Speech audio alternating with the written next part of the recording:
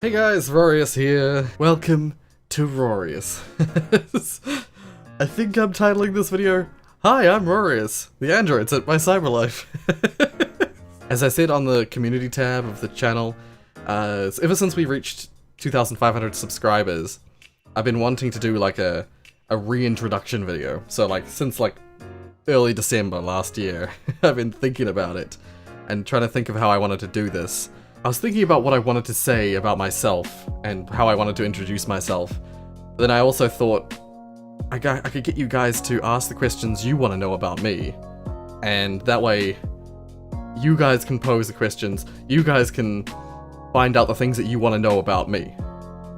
Does that make sense? Did that sentence even make grammatical sense?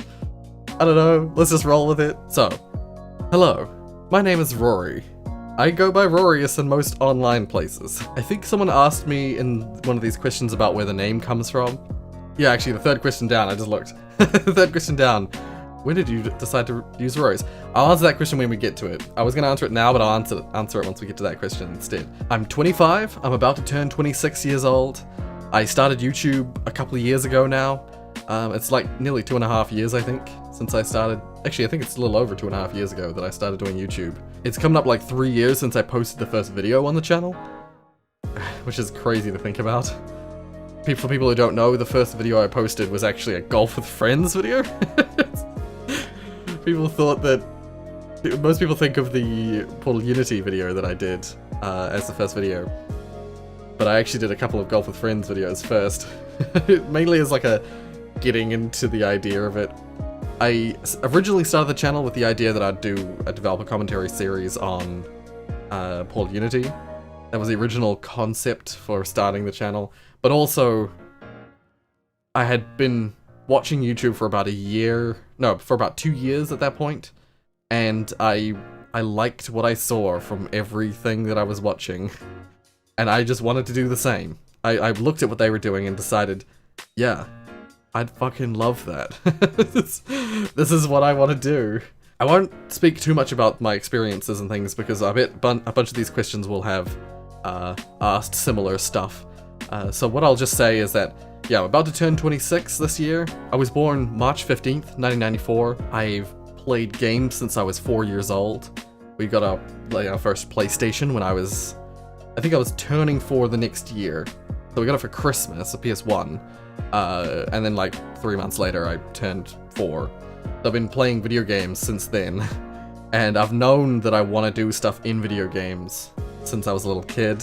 I've always thought that I'd be making games, but at the moment I'm playing them and having a great frickin' time. One of my other passions is music. Back when I was at primary school I used to sing. Before my voice dropped, I used to sing a lot.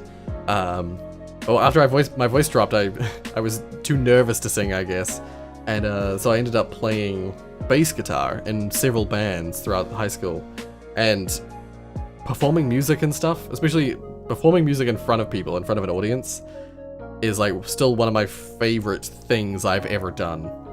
It's one of those experiences that I'll never quite recapture, I don't think. The sort of like exhilaration of performing in a band, coming together with multiple people, and making what I've described before as a music baby. Coming together as a group and making a song, you know, playing a song. There's nothing quite like it. If you haven't performed yourself, it's difficult to comprehend. If you have performed, if you have played with a band, you'll know what I'm talking about. What's interesting is I never really enjoyed just performing by myself. I'm one of those people who, while I was singing, I was in a choir, so I always sang with other people. I was never singing solo. I'm not really one for the front stage and like getting all the attention. Hence why I played bass guitar, you know? Hence why when I was in a band, I played bass guitar. I got to hide away a little bit with the drummer at the back. But there was in a couple of the bands I was in, like me and the drummer were good friends, so we'd just hang out at the back. I say hang out at the back, but the stages were small, so there was never really a back of the stage, you know? I was never really hidden. And then of course you'd also throw that out the window by the fact that I'm sure a lot of people did watch me because I, at the time, had my long hair. The long hair that I used to have back at the start of the channel. If you go back to my old videos, I had long hair. I had that all through high school. So when I was performing in a band, we played a lot of like metal music. We played a lot of like heavy rock and metal. And so when I was performing, I was always like throwing my hair around. I was like windmilling and doing all sorts of shit. So I'm sure I did still grab a lot of the attention. Even if I didn't see it, because my hair was all over my face, I just couldn't see the crowd. So I didn't know who they were looking at, who they were watching. Yeah. That was a fun time. Having the hair, my bass guitar. I still have my bass guitar. It's like sitting over there. The case for my bass guitar is shaped like a coffin. It's like an upside down coffin. I don't know if you can see all of that. This is my bass guitar. It's a 24 fret BC Rich. And it's like pretty metal. Yeah, it's a pretty typical design. Like it's a pretty typical sort of like metal rock design. But it's a really fucking thick strings because it's a 24 fret. The saddest thing that is though that I don't play it anymore. I play it occasionally when I pull it out of its case, but because I'm not in bands anymore, I'm not in high school anymore, there's not much opportunity to play with my old friends who used to always play, because, you know, we all live separate lives now, we all live our own time, you know, we all have our own jobs, or some people have kids now, yeah, it's hard to get everyone together to play. So this should be a PSA to to you people at high school or at school generally. If you have the opportunity to play in a band, to play music in a band, take it. Because it's such a cool experience. I still consider that time of my life as like one of the highlights of my life. I live in New Zealand, which is an island that's to the southeast of Australia in the Pacific Ocean. If you've not heard of it, I recommend looking it up. New Zealand, Z-E-A. I'll write it on the screen. I've lived here my entire life. I've basically lived in the same house for my entire life. I don't know what else to say about me. I don't know, I'm bad at talking about myself. So let's jump to your questions instead. What is this video? Not Tofu asks, do you have a middle name? What was the hottest place you have been to? Have you ever been to the USA? Yes. Alright, so, do I have a middle name? Yes. My middle name is Daniel. So, Rory Daniel Van Misteren. What was the hottest place you've been to? Australia. Definitely. More specifically, Adelaide, Australia. I think the hottest it got while we were there was 38 degrees. Celsius, that is. I don't know what that is in Fahrenheit, off the top of my head. That's 100 degrees. 100.4 degrees Fahrenheit. The funny thing is that that's actually when I discovered that I don't mind heat. Like, I've always thought that I liked the cold, but I actually found out from that trip to Adelaide, Australia, that it's not the heat that I don't like, it's the humidity. Adelaide is dry as frick. It's basically a desert. And I loved the 38 degrees that it was there. I normally hate it when it gets above like 24, 25 degrees Celsius here. Yeah, but because where I live in Auckland, it's one of the narrowest parts of an island nation. So there's oceans on either side of the city. When you have oceans that close to where you live, and you're surrounded on like both sides by oceans, when it gets hot, all the ocean water like evaporates at a greater rate. And so when it's like 28 degrees, which has been in the last couple of days. Actually, it got to 29 the other day, which is, I've never even heard of it getting to 29 here before. It was fucking unbearable. Pardon my language. Because the humidity just makes it feel way hotter than it is. When you're in a desert and there's no humidity, it's dry as a bone. 38 degrees was pleasant. For me, at least. I enjoyed it. Anyway, enough rambling. Have you ever been to the USA? Yes, I stopped off in LA on the way home from France. Me and my mum and her students from her school went on a trip to France for like a school thing. I was like a supervisor. And on our way back, we stopped in LA for 2 days. We went to, of course, we went to Universal Studios, and one of those days we went sort of around some of the parts of downtown LA. Got to see the Hollywood sign, of course, but there was a few other things that I actually wanted to do, but we didn't have a chance to. I really want to go back to LA at some point, but there's like tons of other places in the US I'd love to visit. I want to go to places like Oregon. I love the beautiful northern parts of America. And the deserts are fascinating as well. I really want to go see the mesas in New Mexico, I think it is. Yeah. New Mexico and like Nevada, those kind of places. Arizona, where they have the mesas and yeah, it's fascinating. Just Joshua asked, what made you do YouTube? And do you think you'd ever reach where you are right now? I think I sort of touched on that a little bit before. I'll start from the very beginning. This is rant time.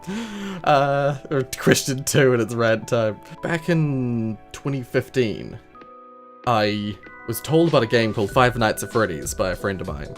And I, out of like sort of idle curiosity while I was bored at work, I was looking up stuff to do with Five Nights at Freddy's, and I found out there's all this lore, all this like backstory to it. Because when I first looked at it, I was like, "What is this? Why would anyone be scared of this? What?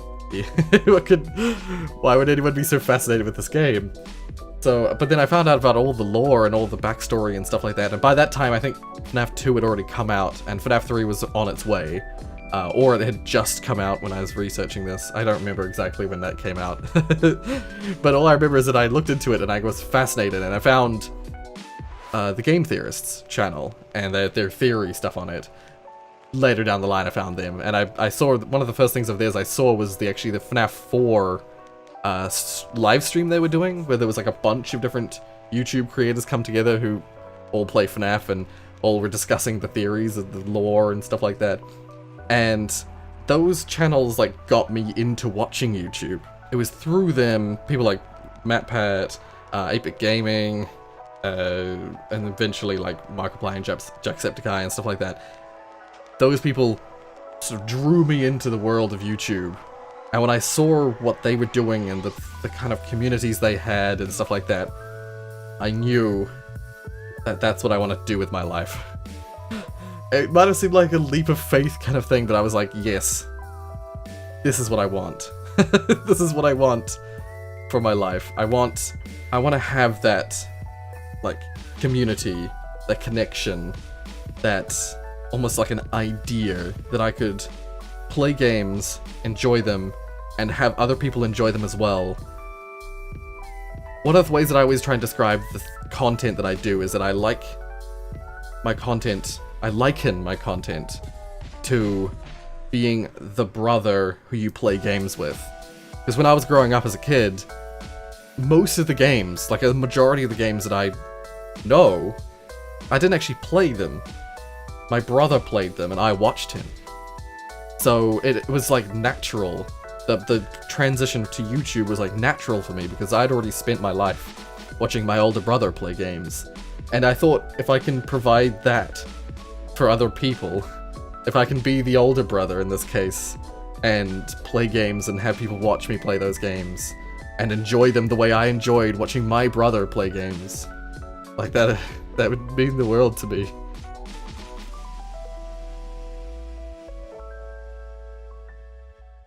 Anyway, enough sap. Did you think you'd ever reach where you are right now?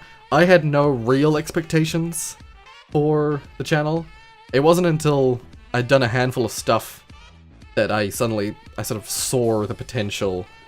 And, I mean, I'd hoped that I'd get to where I am today, but I was pretty sure for a long time that I would just linger in the low numbers and never really make anything of it. It wasn't really until, like, when we first got over 100 subscribers, that sort of, like, kicked me in the ass a little bit and made me like, oh, we could actually do something with this.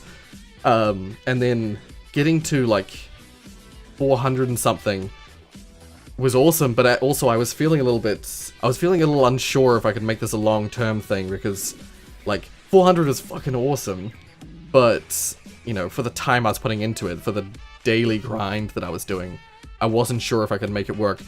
Getting the, like, 2,000 boost that we got really hammered home that I shouldn't just give up, because I shouldn't think too hard about the numbers. I shouldn't just give up because I'm feeling blue one day, you know. If I just persevere, I can make it work, you know, I can make it happen. So, no, I didn't really think that I'd get to anywhere. I didn't really think I'd get anywhere with it, but the fact that we got somewhere really motivated me to keep trying. And I always, as I always say, I can always hope, but I don't know if I'm a pessimist. I'm not a pessimist, but I don't think highly. I have low self-esteem, so I'm always pessimistic about my future and about what I can do, what I can achieve. So I always think like, oh no way I'll be able to get to that. But like underneath there, somewhere in my brain, there's a part of me going, but you can, Rory.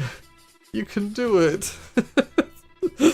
And so I just keep persevering. Jeff asked, Jeff, when did you decide to use Rorius? Is there any name ideas you had back then? As in like what names I had in the past? I decided on Rorius when my... See, I have a pretty close relationship with my brother. My brother used a username, just in case he doesn't want to have his name known, you know, in public. I won't say what the username was, but it was basically the same name. It was his name with Eus at the end. So I was like, oh, Rorius. I totally copied his username. He doesn't go by that username anymore, but I still go by Rorius. I used to go by Rawster, because one of my friends at high school just randomly threw that name out there one day. It's like, I'm gonna start calling you Rawster. And so I used Rawster for a little while, and it never took on as a nickname, by the way, but I kept it for a username for a little while.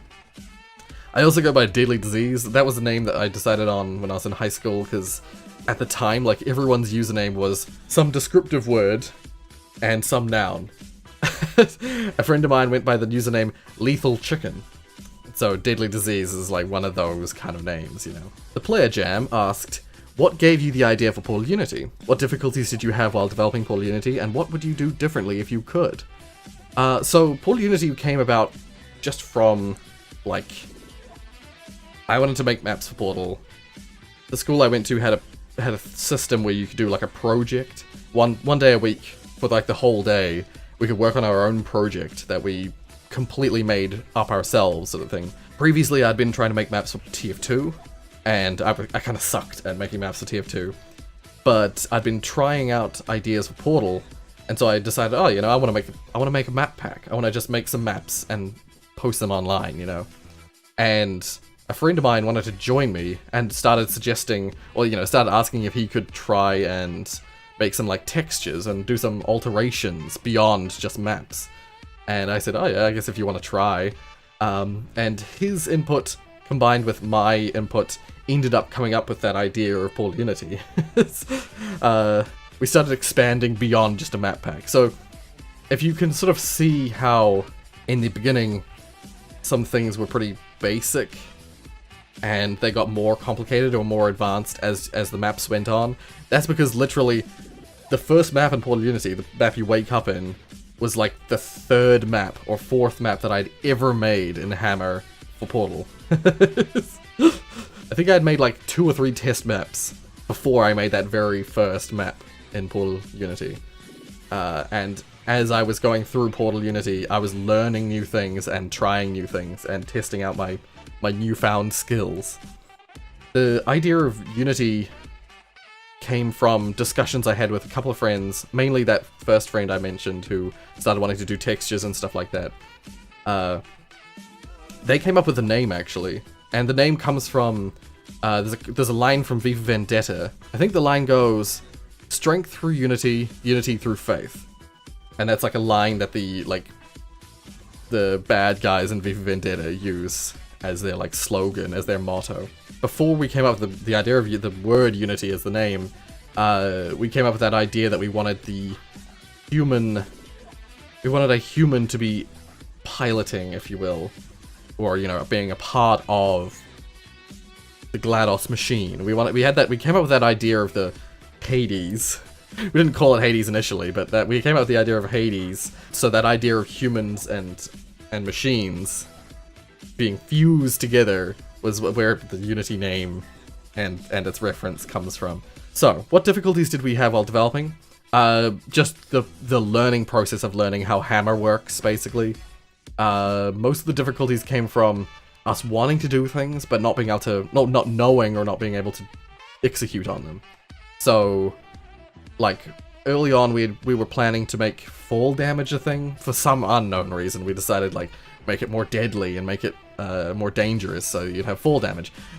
With the idea that, like, halfway through the game you'd get what initially looked like a modified HEV suit that would stop you from taking fall damage. It would modify fall damage mid-game. Turns out it's actually not that hard to do, but at the time we were brand new to it all, so we had no freaking idea how to do that. It's also why, like, the propulsion plate and propulsion belt and all those things, they're so buggy, because we were literally just throwing stuff at the wall and seeing what was sticking. And for the most part, all of us in the team could use those devices effectively to solve the puzzles.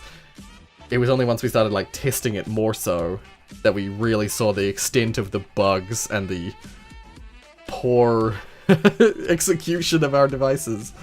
Yeah. That's mostly my bad, because I was the one who was doing most of it. I think my main friend who was working on it with me, he actually originally designed the aerial faith plate duplicate clone thing, the propulsion plate. He originally designed it, but it was even buggier than when I designed it. I added a whole bunch of extra triggers around the device to make it propel you more accurately in the direction you want to go. But even then, it's still so buggy. Because it's just a bunch of pushes around the space that activate and deactivate upon hitting the plate.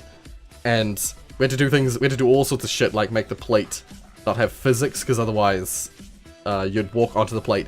The plate would go like this, and you'd follow it, but there's no momentum, because when a piece of geometry, which is all it was, moves in Hammer or moves in the Source engine, the player tends to stick to it, even if it's moving in a motion which would imply that they shouldn't. Yeah. Whatever the case, the end result was that we had this buggy mess of a catapult, and that continued through to the plate, to the belt. The propulsion tube, I think it's called. I forget what it's actually called. MID 23 or whatever. The tube, the exertion funnel, the tractor beam duplicate thing that we made. That was probably the best executed because of the way it functions. I liked that. I liked that one. That was probably my favorite. What would I do differently? Right. I mean, now there's a lot of things that I would try and do differently. One of the things that I was always annoyed by back then, is I would try and make. I had an issue when we were recording the voice lines. I think, like, I don't mind my voice lines. The voice lines that I did, I don't have any issue with them. I don't have any regrets, really.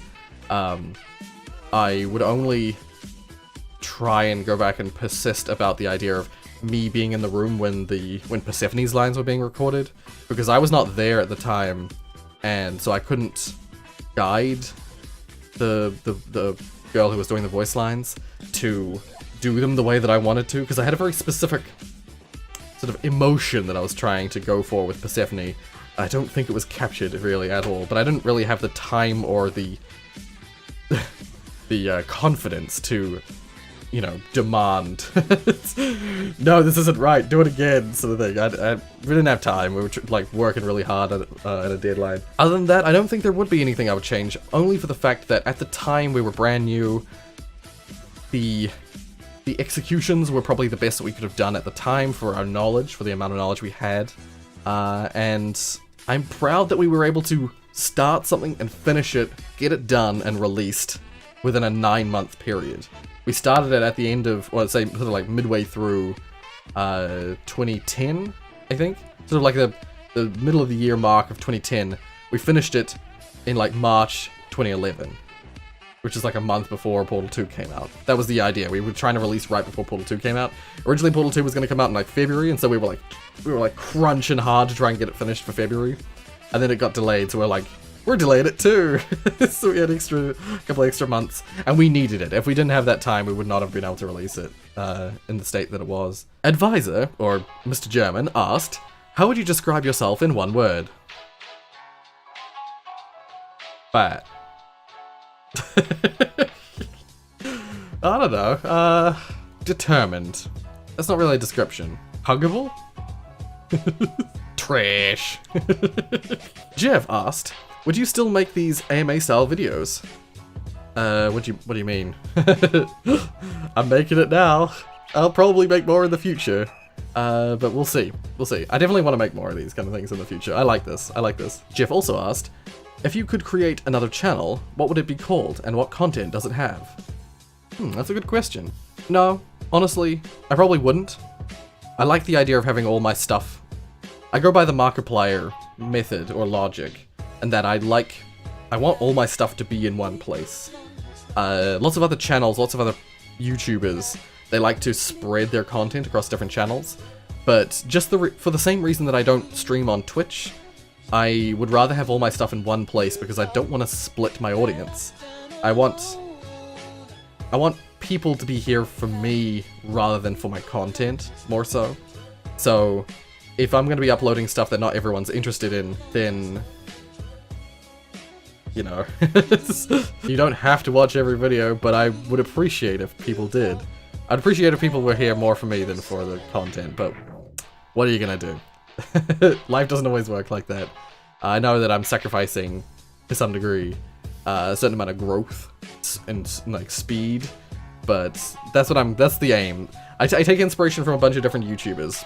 In the case of like splitting my channel, I take my advice from Markiplier, and I want to do more diverse content here. I really want to push for that. The problem is just organizing those other videos. The other kind of videos, the non-gameplay videos, usually take way more time to record and to edit and do all that stuff. So yeah, that's why I want to do more cooking videos, but our kitchen is still not finished.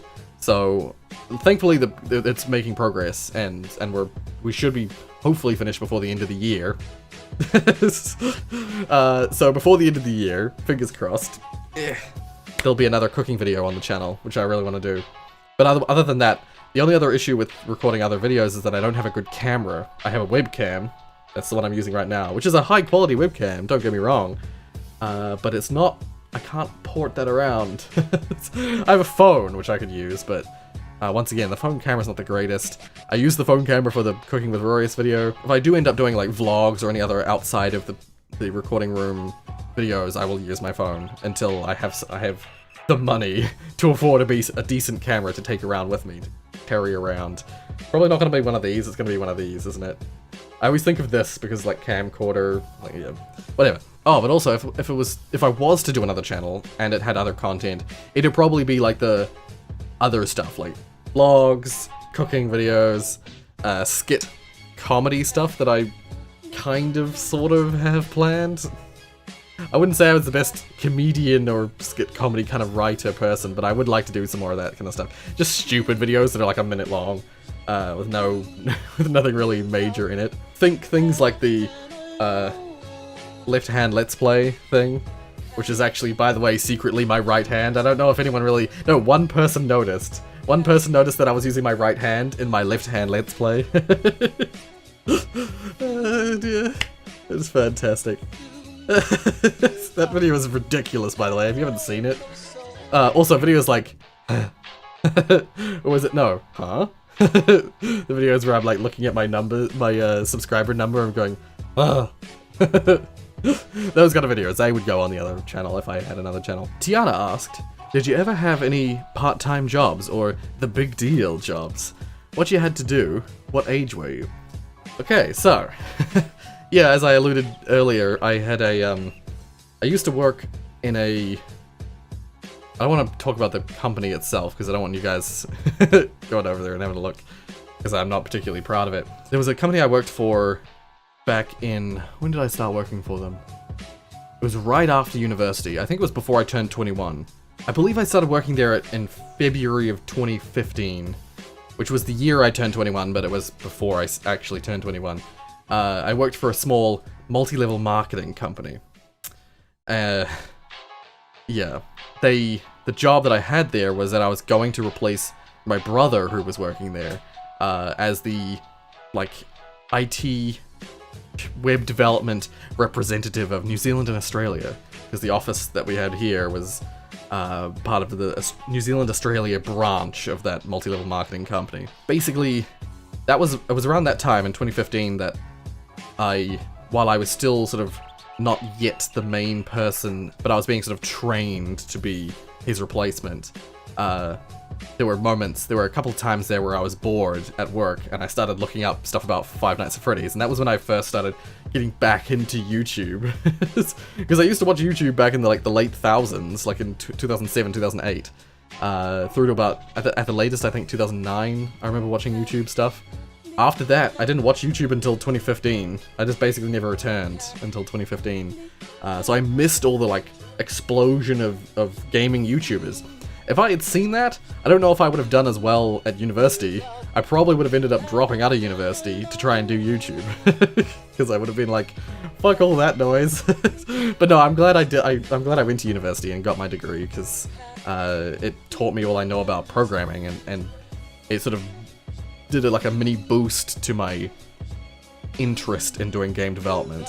But yeah, so I was working there. I was still living at home, as I am now. And so I was actually, despite making only a tiny bit over minimum wage, I actually saved up a bunch of money from there. So I feel like that was sort of big deal in some ways, I guess. Funny thing is that I left that company at the end of 2015, because despite the fact that I had just replaced my brother, I was not enjoying myself in that work. I don't actually like doing web development. That's not my passion, not my field of interest. So, after saving up for a year, for basically what's the best part of a year, I resigned, and I ended up going on an OE. I went to Japan for a month after finishing at the job. I basically spent a whole month in Japan alone because I went solo, except for the fact that I went and visited a couple of friends, because I did Japanese at university. So I went and visited my friends who are now living in Japan, and that was freaking amazing. That was a crazy experience. And I happened to sort of bump into a high school friend of mine who happened to just be in Japan when I was there. Just like wild coincidence, you know? But yeah, and then, well, the reason I mentioned all this is that when I came back from Japan, I was unemployed for a few months. But then that company that I worked for before, they like came back to me and were like, can you please come in and help us? We desperately need some old members of the staff to come back, and because like a bunch of people all left at the same time, they're like, please come back and help us re-establish the office. So I went back and I ended up working for them for basically the same amount of time again, except that time I was working in a slightly different position, and I was getting paid a lot more, but I honestly hated it. I hated it. I remembered why I originally had left. I won't get into that because I don't want to offend anyone of my previous colleagues who might be watching. Most of my colleagues were freaking great. Let's just say I did what I needed to do and then I left. And once again, I had saved up a bunch. Part of the reason I left as well is that I really wanted to start doing YouTube. It was in the middle of working there, that I started uploading those videos. It's just random one-off videos to the channel, including the Portal Unity video. And I left because I was sick to death of the politics and stuff like that at work. But also, I'd started doing some YouTube stuff. I'd not really gotten anywhere with it, but I was like, if I can do that, as I said before, if I can do that, that's all I'd want from my life. If I could achieve that, I'd be happy. And so I was like, yeah, let's just take that freaking leap of faith. It's like a fucking idiot. Yeah, so I was originally 20 when I was employed. I was right out of university. I just finished when I actually had just finished my final exam when I got an interview like 2 days later by the boss man to say like, just to make sure that I was a good-looking employee, sort of thing, a good potential employee, and that, you know, I would actually be able to replace my brother when he left. He wasn't actually leaving, he was just moving to another office, so they wanted a new person to take his place in that office. I think I was 23 when I resigned for the second time.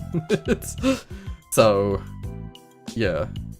It's 23, and that's when I started the YouTube channel. Space Pirate asked, if you were a pet snake, what kind would you be? Oh. I'd be a danger noodle. I forgot about that meme. I fucking love Danger Noodle. But let's have a look. Let's have pet snake breeds. There's too many to choose from. Wait, is there maybe there's an what pet snake are you? Damn it, there's no quiz that's like a what pet snake are you? I was totally gonna do a quiz. I'd probably be something like an ivory ball python. You know, white. White as white can get. And just like, fairly, like, I wouldn't say timid so much as just relaxed. They make great pets. Oh, there's a banana one. It's so cute. I'm not really a lizard person, but some snakes are really cute. Anyway, Ross asked, did you ever think getting subs on YouTube would be difficult to gain? How long have you been doing single and multiplayer streams? I honestly thought that I'd never get the amount of subs that I have, so I actually thought, I mean, technically I thought they were harder to gain than they are, but then once we started getting some traction, I guess my opinion shifted and it became more than I thought.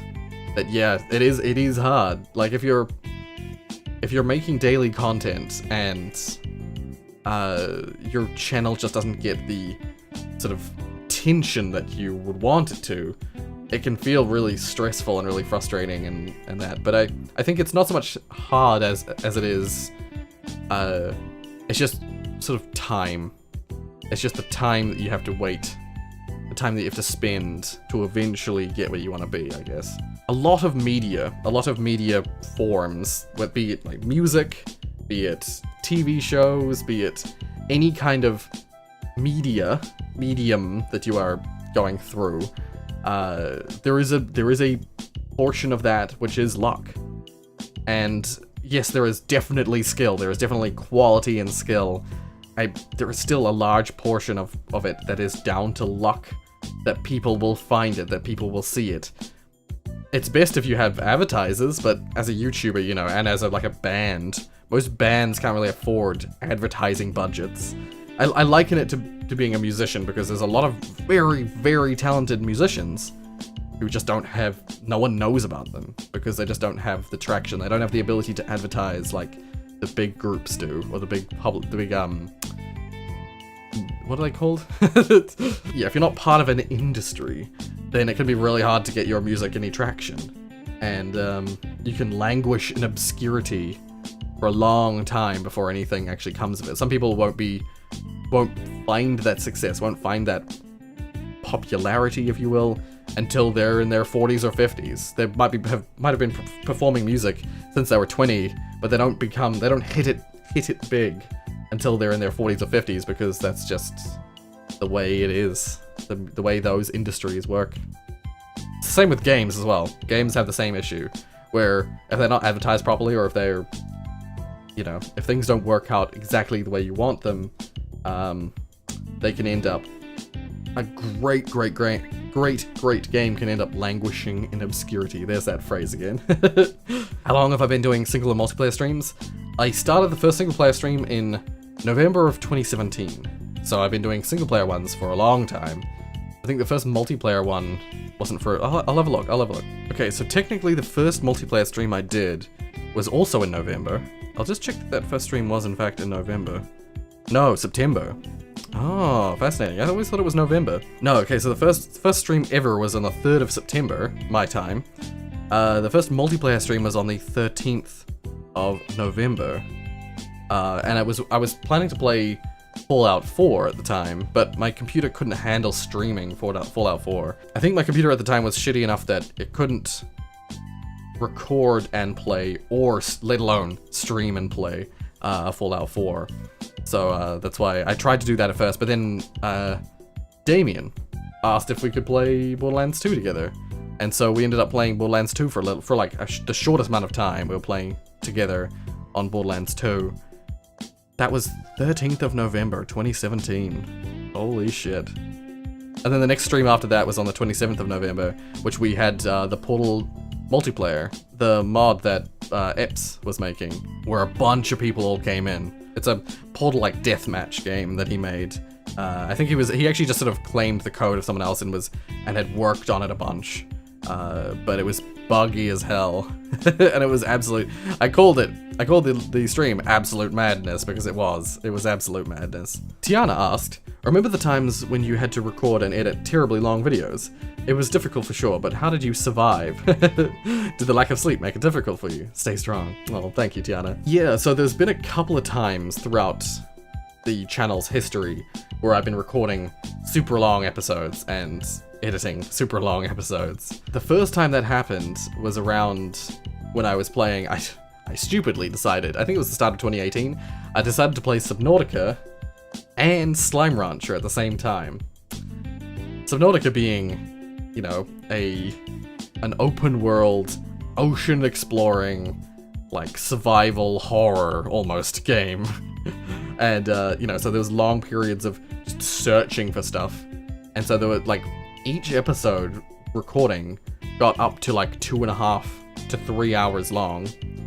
And Slime Rancher also was, like, same deal, where you were, like, grinding for stuff, and, like, every in-game day, you were having to feed all your slimes and do all that stuff. So there was so much, like, behind-the-scenes grinding stuff that I had to do. I think I had only... Was it around that time? No. Yes. Yes, it was also... That was shortly after I had started doing 2 episodes a day. So, like, it was immediately grueling, and I immediately had to stop, I'm pretty sure. I finished off those series, but then shortly afterwards, I stopped doing 2 videos a day again. Because I think it was like, things just kept coming up. I kept getting stopped. But that did not help. And then, of course, there was, like, yeah, over, like, December, November last year, we were doing, like, Death Stranding, which every episode was at least an hour and a half, if not 2 hours. 2.5 hours. There was at least one time where, well, in the final episodes, there was like a 3.5 hour recording. But thankfully, despite the fact that those episodes were only half the time, there was still a whole lot of editing to do. I can't believe back in the day I was able to record 2 3-hour-long recordings a day and do them. Like Subnautica and Slime Rancher, those were the killer. And that reminded me that I'll never do 3-hour recordings for a single episode ever again.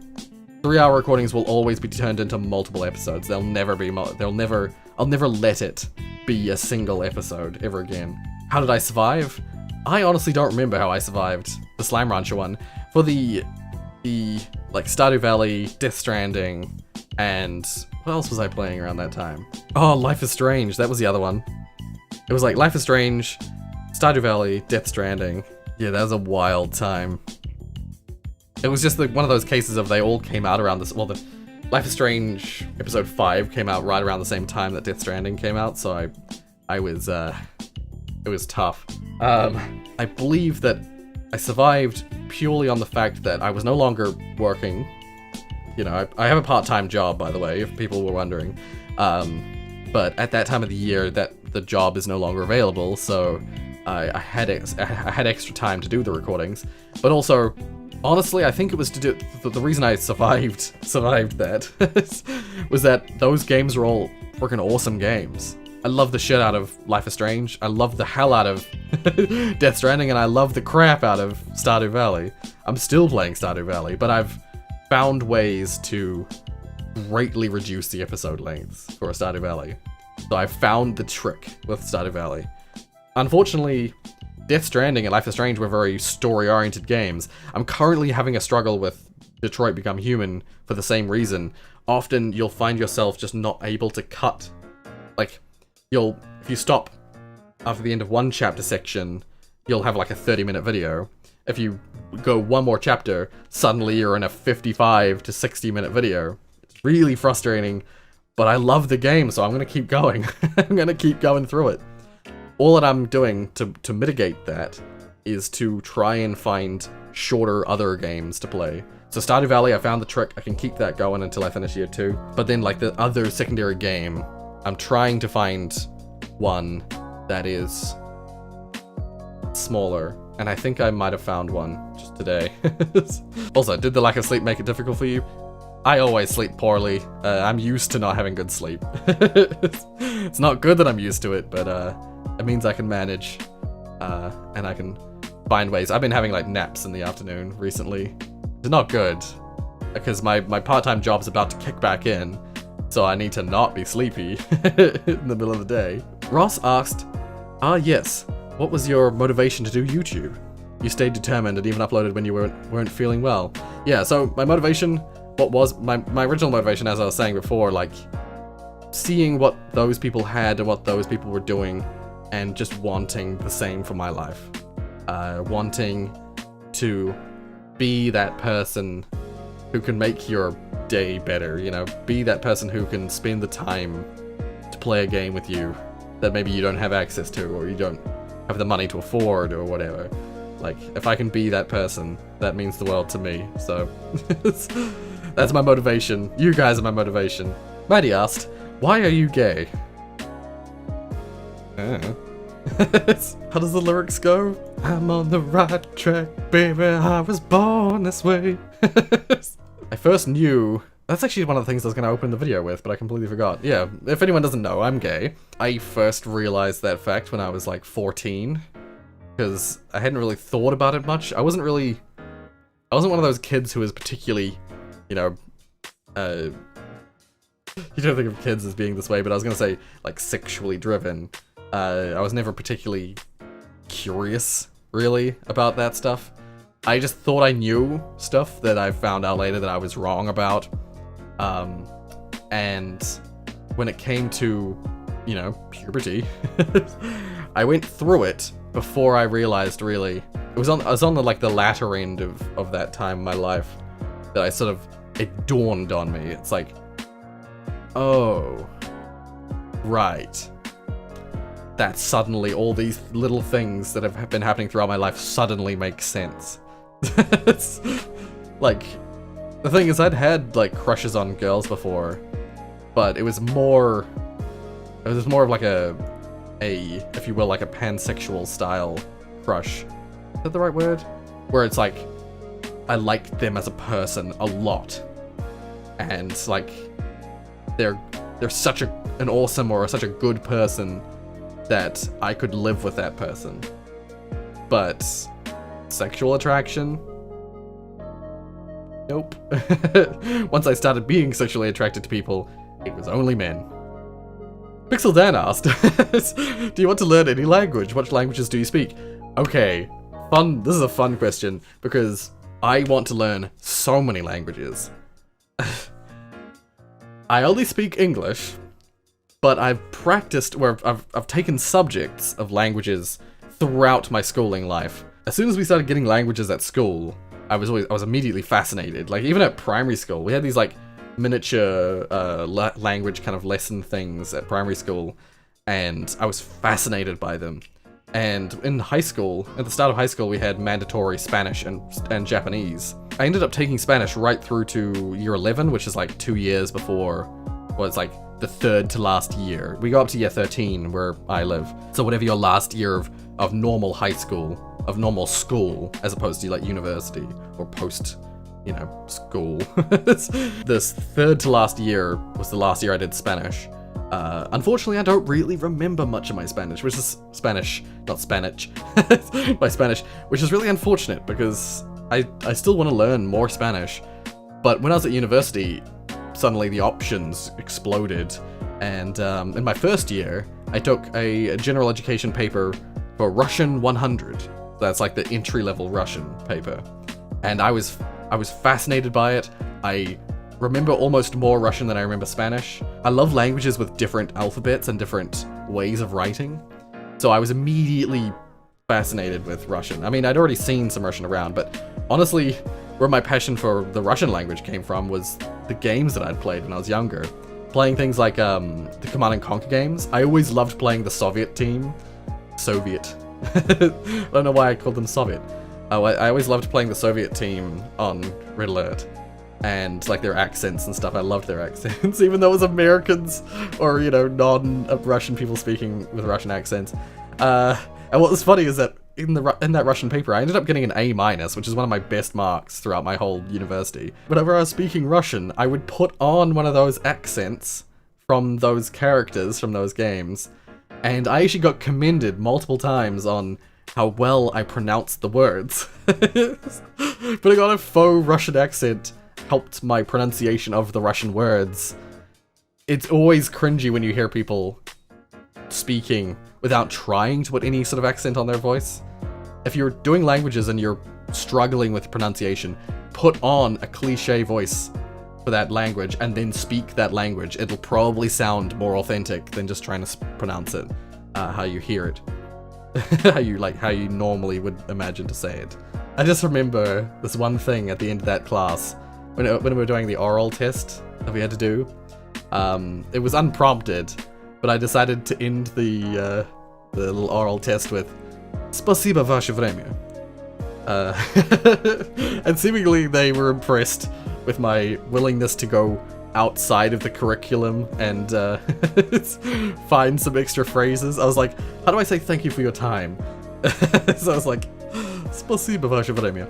Anyway, so I don't speak any other language, even though I can come up with these little phrases like that.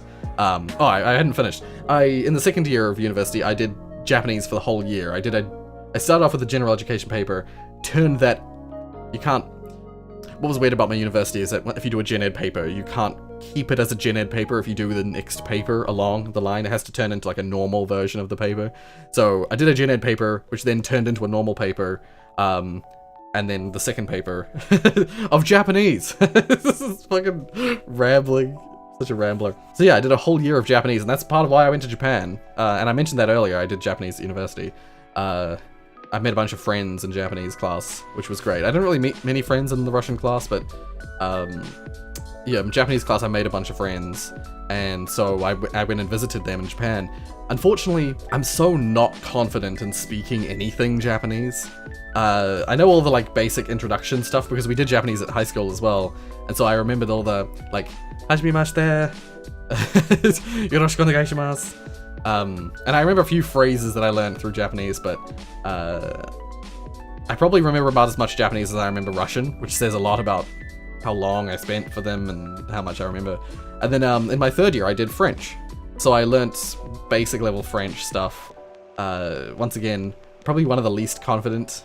Probably more confident than I am with Spanish, but less confident than than Russian or Japanese with my French.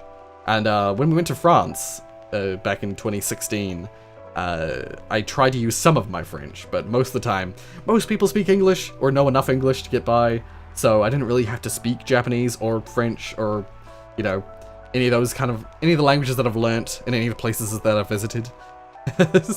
So yeah, unfortunately I haven't really been able to utilize my knowledge. Jeff asked, have you ever wanted to create a game? I mean, I kinda have. There's a game that Damien and I made called Whisper that we made for a game jam.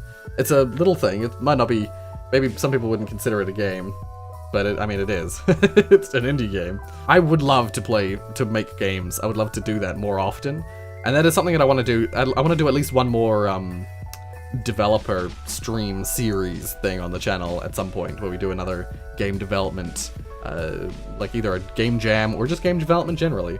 We don't have to even be part of a jam. We can just make like this week we're gonna make a thing, and we can do some prep beforehand. But yeah, I'd want to get a few people together and do that at some point this year, if possible. Bob asked, how are you? Are you happy with where you are? I'm alright. I'm good. I'm pretty decent. A little bit nervous because, as I said before, my part-time job is about to come back on. So yeah, getting prepared for that is a little bit nerve-wracking. I'm an anxious kind of person by nature, so any changes, any developments always make me nervous. Are you happy with where you are? Yes and no. I would be happier if I had more stability I think. Because the channel's still quite small, I don't really make much from revenue. I make at most like, at the moment I make at most like $5 a month. So that's why I have a part-time job. And so there's a video I'm going to be making soon. Another video I'm going to be making soon, talking about the state of the channel and the state of my life at the moment, which will touch on that more so. Because the thing is like I'm elated with where we currently are in the channel, but life things are about to... They're about to be like a cannonball. Not a cannonball, a wrecking ball. Life is about to wrecking ball the side of my existence, and things might suddenly explode, but not get destroyed, just get resorted. And some things might change. Don't panic, I'll talk about it soon in a video on the channel. Wakashi asked, can you send me money? No. Short answer, no. Long answer, I need you to send me money. As I just said, I'm poor. I have a part-time job to make ends meet. I require donations to keep existing. There's a reason that I have Super Chat and Streamlabs donation method and a Patreon and do I have anything else? And merch. Buy my merch. There's a Redbubble down below. You can buy my logo on a t-shirt or a mug or I think there's stickers. There's a bunch of things you can buy it on. But if you buy it, I get a cut. And so every donation you make through that is freaking greatly appreciated. Through any of the methods. The donations like Patreon are the most direct. If you buy one of the t-shirts, you have something tangible, you know? Name asked, what's your favorite game of all time? That's one of those questions I can never answer. Because there's so many games that I love, and they're all great for different reasons. So to put them on an equal playing field just doesn't work for me. It's one of the most influential games of my life has been Portal, because of all sorts of reasons. One of my absolute favorite games of all time is a game called Dark Chronicle, which I've never probably talked about on the channel, but I would love to play it on the channel, but firstly, it's old. Secondly, I don't have a way to record it right now. Actually, no, I do. That's a lie. I do have a way to record it. But secondly, I guess, again, it is one of those games that's just a long, long game. It's a JRPG, so it's just really long. It's longer than Death Stranding. And so I'd have to do either super long episodes and do a bunch of them, or I'd have to just do like taster videos and not do a full series on it. Like I don't think I could play Dark Chronicle on YouTube. One of my other favorite games of all time would be like Medieval. I loved the remake they made. One of my other games that's like one of those games that influenced me, because by the way, Dark Chronicle, the reason I mention it is it's one of those games that made me, firstly, it made me want to do naive little Rory as a child. It made me want to be a scientist, because in the game you could invent stuff from other stuff. You could like take photos of shit and then turn them into, when you merge the photos together, you could invent a new thing that was like a sort of a combination of those two things or three things or whatever. Just the idea led me down the path of doing science at school and stuff like that, and looking into how to be a scientist, I guess. And that's why I did physics. I actually did physics and computer science at university in my first year. Learned very quickly that physics was not for me. But another game that did that same sort of thing, and it's actually a game that I'd love to do a Stardew Valley-esque clone of at some point, is the game Tombi, or Tomba if you're from other parts of the world. It's like a 2D platformer type game with like Metroidvania-esque elements where you unlock new abilities which allow you to get to places that you couldn't get to before, but with like a world and a narrative that was cute and endearing while still being disastrous, but like in a cutesy kind of way. The bad guys are evil pigs, and as you're like a little boy and you like jump on them and bite them like argh. And then you throw them. Yeah, I don't know why, but you throw them. If you haven't played Tombi or if you haven't seen it, I would highly recommend checking it out. I think you can buy it if you have a PS3. You can buy it from the PlayStation Store. I think that's the only way to get it these days. I actually spent like $100 and something buying a disc copy of it because I was so desperate to own it. Because we never saw it in store when I was younger. I would have totally bought it if I'd ever seen it in store, but we never actually saw it for sale where we live. We only ever saw it in like in the rental shops back when you could rent a game. Those were the days. Back when I can go down to my local Video Easy and rent a video game. And then when you when you end up loving it, like with Tombi, you seek it out, but then you can't find it because it's not in store. So you yearn for it for years, and then when you finally have a job, you're like, search up on our equivalent of eBay called Trade Me, search up Tombi, and find just a disc, no case. The case was like a secondary case, and it just came with the manual, and it came with a manual, which is fucking awesome. And the disc, which has like writing on it. Just fuck it. I own it now, and I'm happy. Oh, and how can I forget the Oddworld games? Abe's Exodus, especially. Abe's Exodus and Abe's Odyssey. One of my favorite games of all time. Once again, 2D platformer. I like 2D platformers and 3D platformers. I like Crash Bandicoot and Spyro and stuff like that. A very different game that's one of my favorites was like Twisted Metal Black. Sorry, I like merge those words together usually. Which is a PS2 game. Things like Ratchet and Clank. What else is there? It's too many to name. I loved the Tony Hawk's games, for instance, when I was younger. I loved Siphon Filter back on PS1. Metal Gear Solid, pretty much all of them. I haven't played the modern ones though. I haven't played Phantom Pain or Ground Zeroes or any of that. Yeah, it's too many games to name. Command & Conquer, as I said before. Command & Conquer Red Alert 2 especially. I fucking love that game. Diablo 2, I played so much of that. Loved that to death. Half-Life, how could I forget Half-Life? Half-Life 1 and 2. It's mostly 1 though, because I played that for the longest time. Didn't get Half-Life 2 until 2007 or 8. I forget. I got it on PlayStation 3 first because I didn't have a computer that was good enough to run it. Final Fantasy. I love Final Fantasy X. Anyway, Jeff asked, do you wish to create more merch? Trust me, this is my last question for the video. It's all good. I appreciate all the questions, Jeff. I know you don't go by Jeff in other places, but we won't worry about that. Short answer, yes. There's a bunch of t-shirt ideas I've had. I'm just not an artist. So I'm no good at... Like, if I had an artist person on the channel who was wanting to do, like, artwork for the channel for me to sell on merch stuff, I'd love that.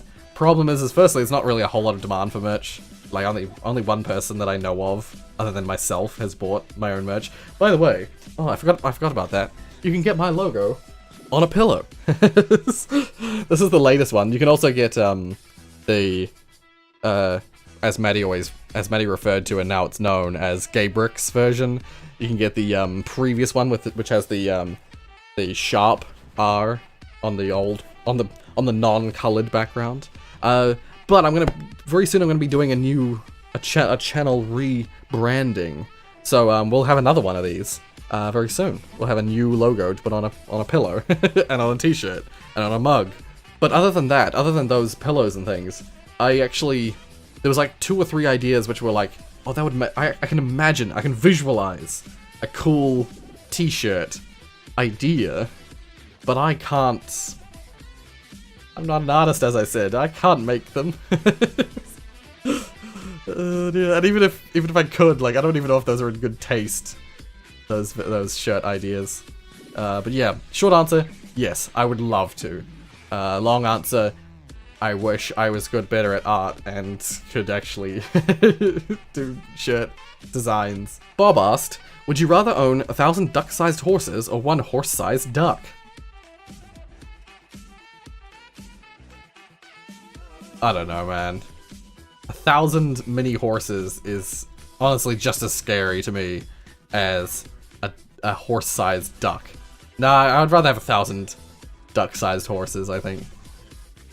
It'd be like having a million puppies, you know, where they're adorable and they can't really do much. Having a horse-sized duck would be horrifying. Pixel Dan asked, may I ask, did you have a date with a guy? If so, did you like it? Yes. Yes, I have. I've had I mean, depends on your definition of date, I guess. I've definitely had at least one that's like it was like a proper date. And then there's like 3 others that were like sort of a date, but then it was like way more casual, because I'm not really a date kind of person. I'm much more of a like hang out and just get to know each other kind of person. I'm not really sitting at a table eating a dinner very proper. Although I like doing that, I'm not much of a person to do that in such an awkward situation that is a date. I think dates are awkward. Fuck dates. Just hang out with a person and see if you like them. Sorry, this turned into a rant that I didn't mean it to turn into. Yeah, the one, like, proper date, I guess, that I had. Proper date that I had. Yeah, it was a nice time. It was a nice night. We went to a little Japanese place that was on the coast, near a beach. And it was really nice. I like Japanese food, though. And they were a sweet guy. I feel bad because things didn't really work out with them, mainly because I think... How do I describe it? They sometimes watch the videos. Be careful. They're a sweet guy. I just ended up finding someone else who was more my kind of person. They were like... The way I thought about it at the time was like, they are too good for me. Like, they should find someone more appropriate. As for, like, other dates, yeah, like, I mean, as I said, I'm gay. I'm definitely gay. The few guys that I've been with have all been cool guys. So, yeah. If you mean, like, have I ever gone out with a guy and I've liked them? Yeah. All the guys I've gone out with I've liked. Tiana asked, what's your favorite type of Coca-Cola? So, my favorite type of Coca-Cola is probably classic. Just original Coke. Not the old Coke, but, the Coke that was, like, as of the 90s. And all the way through to recent times. I just like original Coke. I like, I was gonna say vanilla, but no, it's, what I mean by vanilla is default, OG. Default is definitely the best word. I have tried a few other flavors, and I do enjoy there's a lime version that I tried in Japan, and same with a lemon version. Those were both available in Japan. I've enjoyed both of those. I think there was a sakura, or like cherry blossom flavored Coke, which I tried, which is really nice. I see here behind the behind your hidden thing, your favorite was vanilla. I'm not a huge fan of the vanilla one. I'm sorry. I like vanilla Coke, but it's definitely not my normal choice. I would normally choose, if I have the option of vanilla Coke or regular Coke, I will usually go with regular. Bob asked, what's your favorite flavor of Pepsi? I've definitely tried a couple of flavors of Pepsi. I'm not really a Pepsi person, I'm much more of a Coke person, although I started drinking a lot of Pepsi when I was at work, because Pepsi, they didn't sell Coke. Oh no, they did sell Coke, but the Coke was like $1 more. The Pepsi was like $1.50 or something, and the Coke was $2.50 or something like that. This is New Zealand dollars. And I was like, hell no, I ain't spending an extra $1 for Coke. So I started getting into Pepsi, and I actually do enjoy Pepsi, although I don't really drink any of it now. I pretty much exclusively drink LaCroix. Brought to you by passion fruit flavored with LaCroix. Hashtag not sponsored, actually. Nothing is brought to you by anyone except me. Once again, probably just default Pepsi, but I've definitely tried a couple of the other flavors of Pepsi, but I don't think I've ever liked anything other than... Well, I've never really been that fussed with anything other than default Pepsi. And then I see Maddie and Jeff having an altercation in the Christian section. Dear. I took it as innocent. Maddie took it the other way. made a joke out of it. It's all good, both of you. It's all good. Calm down. Tiana asked, are you thinking of making a cover of Never Gonna Give You Up? I am now. Bob asked, truth or dare? I think because of the style of video we're doing, I'm gonna go with truth. Why did you start YouTube? I mean, I kind of already gone over this, mostly, so maybe I'll do a dare. Walk like a chicken for the next question. Alright. Pixel Dan asked, do you think you will reach 100k subscribers on YouTube sometime? If so, when do you think it will happen?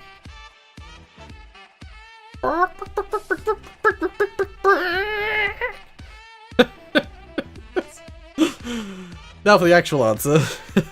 I'm sorry, Pixel Dad. Do I think I'll reach 100k subscribers? I mean, a boy can hope.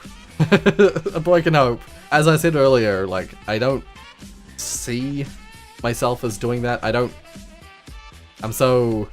have such low self-esteem, self-confidence, that I never can imagine myself being there. I can't visualize it in my head. Well, I struggle to visualize it in my head, but Like, I mean, that is one of those goals. It's like an ultimate goal. Getting to 100k subscribers would be fucking amazing. We're not at 10 yet.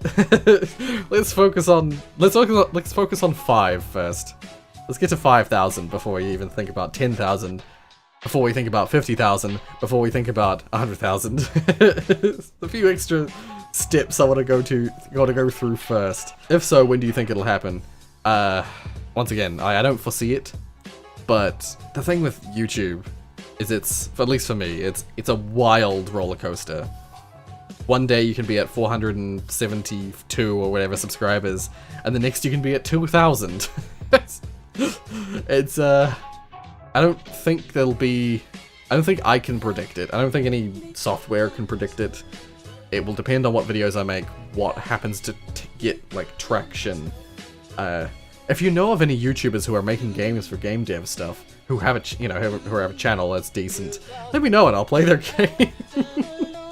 That's the only thing I can think of is, like, that video exploded because the video in question, the Do It For Me, was me playing a game made by Lixian, who's a YouTuber slash game developer slash just amazing guy. Lixian has quite the audience of his own, you know, so when I'm one of them.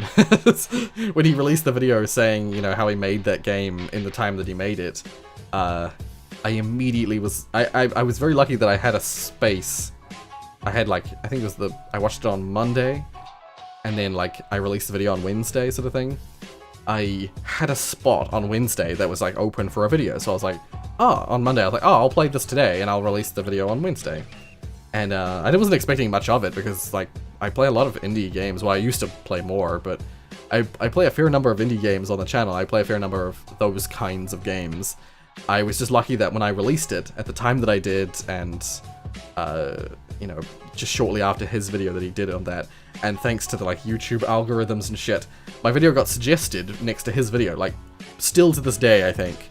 I'd have to check the analytics, but still to this day, my top suggested video, so the video that plays and then my stuff shows up next to it, the top video is still Lixian's video on making that game. So, like, there's a huge amount of, like, YouTube algorithm stuff that comes with that. And yeah, if I came across another big YouTuber who's making a game and I could play it quickly, get it out there quickly, I could have another one of those explosions. But I don't know if that's 100% what I want. What I'd rather is that games that I've just played, that a bunch of other people have played, but I happen to play and enjoy, gets picked up by some group, some people, and a bunch of people see it, a bunch of people come across it, and hopefully they see me in it, and are like, this guy's cool. Or like, this guy, I like this guy. And they follow and subscribe, because that's what I want, that's what I need. It's fun having numbers, you know, it's fun having the big subscriber boosts, but if they're not here for me, then it doesn't help. I mean, it helps. Don't get me wrong, it helps. That was a misspeak, if there ever was one. But what really helps, what, like, truly, genuinely helps, is the people who see the channel, see me, think, this guy's cool, I want to watch some more of his stuff. And then they stick around, they watch that stuff, and they're like, oh, he's playing this game now, let's watch this. And they watch this other thing. And, oh, these are playing this other game, let's watch this game. Let's watch this other video. Let's just watch whatever, you know? People who don't really care what I'm playing and just watch because, oh, he's playing this game, that's cool. Those are the people. That's what I need. That's what I really want. Wow, I took a tangent. I just look back at the question. It has nothing to do with what I'm saying. But whatever the case, that's the final question from the Discord. But there was one more question that was asked on the YouTube community page itself. I tried to make it available for everywhere, but I also said, like, there's a special place on the Discord, so most people went to the Discord to post. But Mr. Caddis asked, is there cats in it? There are now. Slight tangent. I've never owned pets, which is kind of sad, but unfortunately my family wasn't the most well off, and owning a pet is expensive, so we had fish when I was younger, but I don't consider them pets. You can't actually pet a fish, so it's not a pet. I mean, I guess you could theoretically pet a fish, but you'll probably end up killing it because they're mostly quite afraid of being touched. because that's such a foreign thing to be touched that you'll usually give them a heart attack and kill them. Once again, that's a horrible tangent. I would love to own a cat or a dog or anything. Like, I love cats and dogs. But unfortunately, no, I don't have a pet. I wish that I had one. And if I end up getting my own place, you know, getting my own space, and I can afford it, I'll probably get... My problem is that I like big dogs. So, if I was gonna get a dog, it'd be an expensive dog, and I don't think I could look after it properly. So it's probably best that I get a cat. Something that can look after itself mostly, and just comes in for pets, and, you know, doesn't need walking every day, doesn't need, just needs like a scratching post, needs some toys that it can play with, and food from me and pets from me, and that's that's all it needs, you know.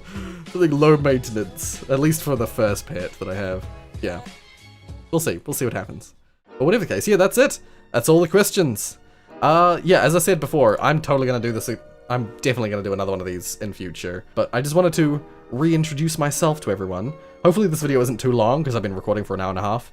I went on rants on almost every question. So I apologize if this video ends up being a long one, but I really wanted to just talk about me and talk about the channel and talk about life a little bit. Yeah, I hope you guys all know a little bit more about me after today. I'm probably going to use this as one of the intro videos for the channel, so when you first come around to the channel, you can learn a little bit about me before you start diving into the channel. But yeah, we'll see what happens. If there were any questions that you would have wanted me to answer that weren't asked in this AMA, Q&A, whatever, let me know, because I'm always keen to do more of these in the future. I would honestly love to do a reading your comments style video thing, but unfortunately fortunately and unfortunately, I have a small enough community that I can answer them all on the videos, so I can just do that, you know. I can just do that in my idle time. But maybe I could record it sometime, record me answering them and do a little video of it, just to show off the kind of stuff that I see that maybe not everyone always sees, because you might come to the video before the comments are made or whatever. So yeah, we'll see what happens. If you like what you saw, hit like. If you want to see more from me, then subscribe. If you're not already subscribed, subscribe, and you'll get more of me. Thank you so much for watching, and until next time.